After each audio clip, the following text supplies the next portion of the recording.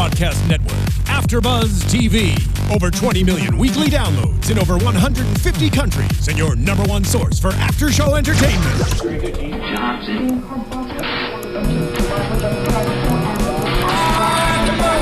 AFTERBUZZ TV, the destination for TV superfans. Producing after shows for over 300 of your favorite TV shows, interviewing celebrities and showrunners, and bringing you behind-the-scenes exclusives. All thanks to E! Entertainment's Maria Menounos, producer Kevin Undergaro, and internet leader Akamai.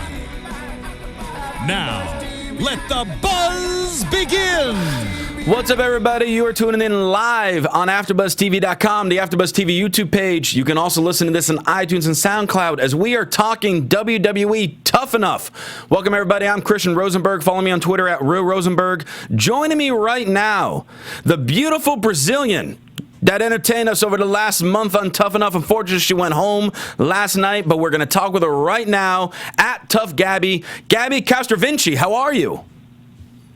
Good, how are you? I'm doing very well, thank you. Thank you for taking the time, to chat with us this morning. Has it sunk in yet that the Tough Enough dream has ended? Tough Enough ended, but like I said last night, this is just the beginning of my journey. Now, on WWE.com, they caught up with you. You had like a quick little 30-second video on the website after the Tough Talk. And you mentioned on it that you were actually about to quit the show. I was wondering why would that be? Well, I obviously said that in the spirit of the moment. Some people cry and some people speak their mind. And that's how I reacted after the show. But after sleeping tonight, obviously I am really upset of not being part of Tough Enough anymore. And I'm not a quitter. I never will be, and that's why it got me this far. What made you decide to even try out for Tough Enough in the first place? Well, being a WWE diva, it's a long-time dream. I started with fitness modeling, doing fitness competitions to get me going, be more comfortable in your audience, and get my body in a better shape.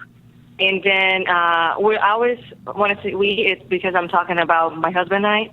We're always trying to research how to get in with WWE, and Tough Enough came around, and that's when we applied for it. Okay, nice. Now, on all type of reality shows, there's pretty much always the character that people could say they're quote unquote the bitchy one. And it seemed, based on how the other people in the competition were talking with you, that you were kind of that role. Do you feel that was justified? I have a very strong personality. I do speak my mind, and some people don't take that the right way. And to be honest with you, their opinion doesn't really matter to me because at the end of the day, they don't pay for my bills. Right. No, I 100% agree with you on that one. If you got into the WWE, say, you ended up signing a developmental deal and you're starting to go through, the ranks of NXT and everything, which divas would you aspire to try to be? Who would you want to try to be, the next Trish Stratus, the next Lita, or you just, kind of forget them, I'm just going to be the first Gabi? First off, it's not if. I am going to be a WWE. All right. And, yes, I will be Gabi, Gabi from Brazil that came here to be different. And that's what I'm going to show in the future. And you got a little taste of it because this past Monday on Raw, all you guys got to stand on the stage in front of the live crowd. What was that feeling like? We can't explain that. I do believe in energy. And then you see 19,000 people there transfer this energy to you. And it's pretty much like I felt going into my toes, up in my body, into my heart, into my head. I got goosebumps. I was extremely emotional. I actually got emotional the day that they told us that we're going to go to Raw. I actually cried that day. So, it was an incredible experience, and I can't wait to be in a crowd like that. How important are promos? Well, I do have to work on a promo. Two of them I got caught off guard. there was one that we did with King Barracks, and I killed it, you know. And there's one that's going to be coming out, I believe, on an app that actually I played the farmer's daughter. Okay. And it was pretty good, too. You know, I just think I do learn fast. You know, I got caught off guard. Obviously, I do care about the business, and I've been the person when I get in the bottom three the way I should say it, and that's what came out, you know, last night. And a lot of people with like, you know, certain promos, their certain characters, they have a catchphrase. You know, like Barrett, for example, he has, "I'm afraid I've got some bad news." And a lot of people will have the different sayings. If you were to think of a good catchphrase for you, what would it be? I am a queen of Brazil. That's my catchphrase. The Queen of Brazil. Not a bitch. What was, you know, the biggest piece of advice that you got from the trainers while you were there, whether it was Lita or Billy Gunn or Booker T or maybe someone else that's helping you guys off camera? What was the biggest advice that you received? From Booker T, the advice that he tells us all the time, that preparation is the key for this business, and that's really true, though. Whenever a guy has come on, like a WWE superstar has popped on the show over this last few weeks, they've pretty much cut to you talking about how hot they are. Because, you know, obviously, the WWE superstars, there are a lot of, you know, attractive men on those shows, no doubt about it.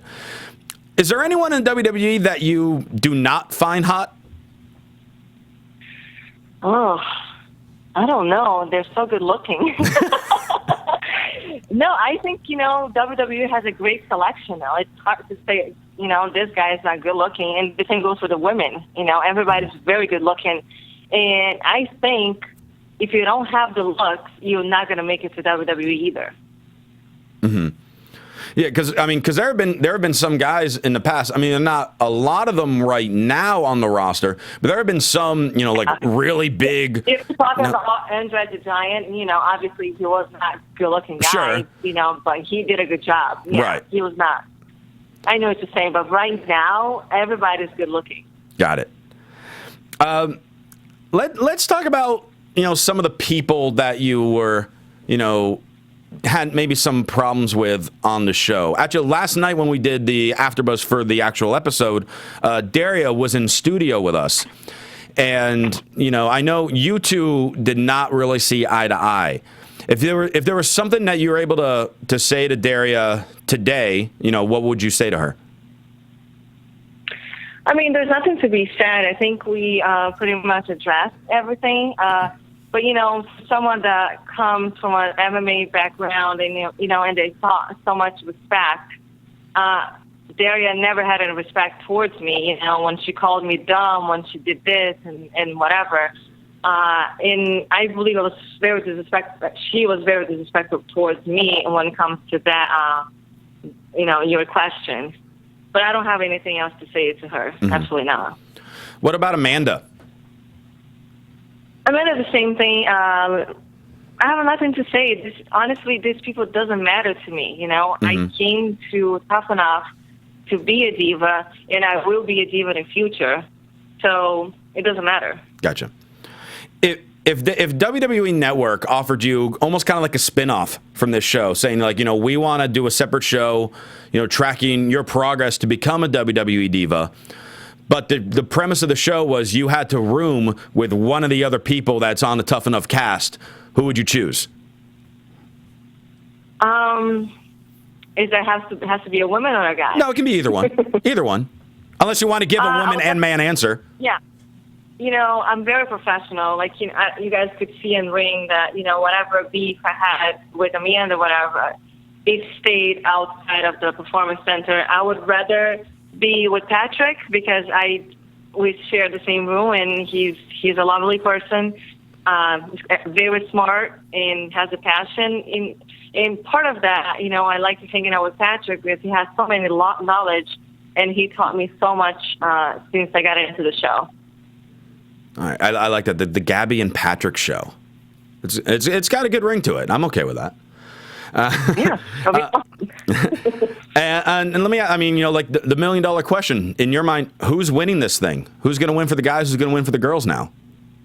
Patrick is definitely winning. You know, he has everything to win this thing. He has the whole package: knowledge, passion, athleticism. He already has a little bit of the background on wrestling. Mm-hmm. And for the women, it's hard to say because it's kind of subjective. I don't know what they want at this point, but it doesn't matter to me. I only care about myself. I have to be selfish. No, that's right. Now let me ask, because obviously you want to be a diva. It's clear on that, which is great, and I admire that. Where are you going to start training now that obviously you're no longer in the performance center? How are you going to work on the training to get back there? There's a facility in Connecticut. We already talked to them this morning. It's actually really close to my house. Oh, beautiful. So I'm going to be, it's like 4 or 5 hours training, very intense, I think almost every single day. I'm going to prepare myself to be the best diva they can get for NXT tryouts or Next Diva, whatever. I'm going to come back with a huge package, you know what I mean? Because right now I don't have an experience in wrestling, and I never did before because we didn't know where to get until these people actually contact us today. Very cool. Well, I wish you the best of luck, in that training. Or what type of school is it? Do you want to plug the school? I don't want to say anything yet because it's not. Okay. We didn't really set anything up. You know what I mean? No, I'd I gotcha. rather be safe right now, not give out names and stuff like that. No problem. But one thing I have to tell you that I am not going to give up, and I'm emailing WWE every day until they bring me back. So they're going to have to deal with me forever. I love it. And how can your fans, how can they, keep in touch with you? Obviously, you have your Twitter at Tough Gabi. Is there any other type of forms of social media for you to reach out, for your fans to reach out to you? And do you have any message for all your fans that are tuned into our show that have been watching you over the last month? My Instagram is at Tough Gabi. I'm not going to change that. I'm not going to change my Twitter account name or anything. So I do interact with my fans a lot. They private message me, and I'm always answering and talking to them. And as far as that goes, I'm definitely, the message that I want to tell them is that I'm not going to give up. You guys are going to see me around. It might take a little time because I have to get prepared for this. It might take a year or so, but I am coming back, and I know I'm going to be noticed. WWE gave me a huge opportunity of being on Tough Enough show, and I'm very thankful for that. And just watch me grow. I'm going to come back. Well, I am looking forward to watching you grow. I admire that you're going to keep going at it because you want to be a diva. I can tell from this interview, and I respect that. And I wish you the best of luck. I hope to see you on NXT soon. And again, everyone that's watching, you can follow Gabi on Twitter at Tough Gabi. Her Instagram is at Tough Gabi as well. Gabi, thank you so much for joining us today. Best of luck to you. And for everyone else, to keep up with all the AfterBuzz TV news and gossip, follow them on Twitter at AfterBuzz TV. Follow me on Twitter at Rosenberg. Once again, thank you, Gabi, and we will see you guys next time. Have a good one. From executive producers Maria Menounos, Kevin Undergaro, Phil Svitek, and the entire AfterBuzz TV staff, we would like to thank you for listening to the AfterBuzz TV network. To watch or listen to other after shows and post comments or questions, be sure to visit AfterBuzzTV.com. I'm Sir Richard Wentworth, and this has been a presentation of AfterBuzz TV. Buzz you later. The views expressed herein are those of the hosts only and do not necessarily reflect the views of AfterBuzz TV or its owners or principals.